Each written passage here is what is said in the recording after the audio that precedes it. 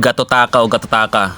At dito may mga idol, may nag-comment na naman, "Idol, bakit gano'n? Nasa 30k na daw yung followers niya, pero yung views niya lumalaro pa rin sa 300 to 500. Siguro hirap pa siya sa maka 1,000." Ito yung mga idol, yung isa sa mga paliwanag sa ganyan mga idol.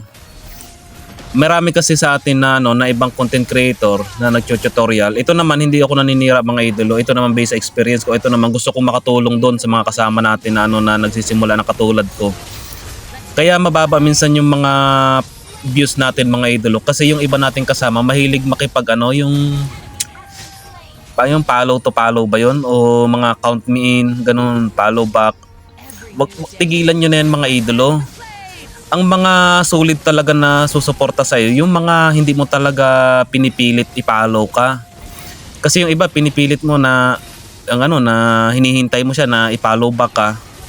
Pero mas maganda pa rin mga idol yung kusang loob silang magpa-follow sa iyo. Kasi pag napipilitan sila kasi parehas kayo nagpaparami lang ng followers.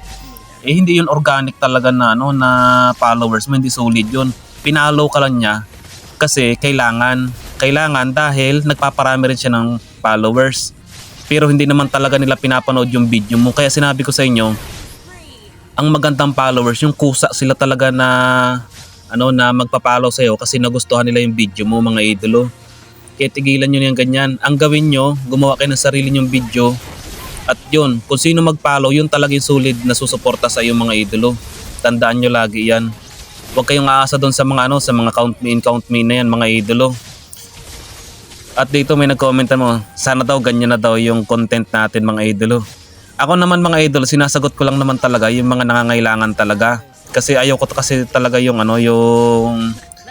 yung hindi ganun sila kabukas talaga dito sa social media. Bago lang kasi talaga yun sila yung sinasabi bago ako dito sa Facebook kasi naka-focus tayo sa YT natin.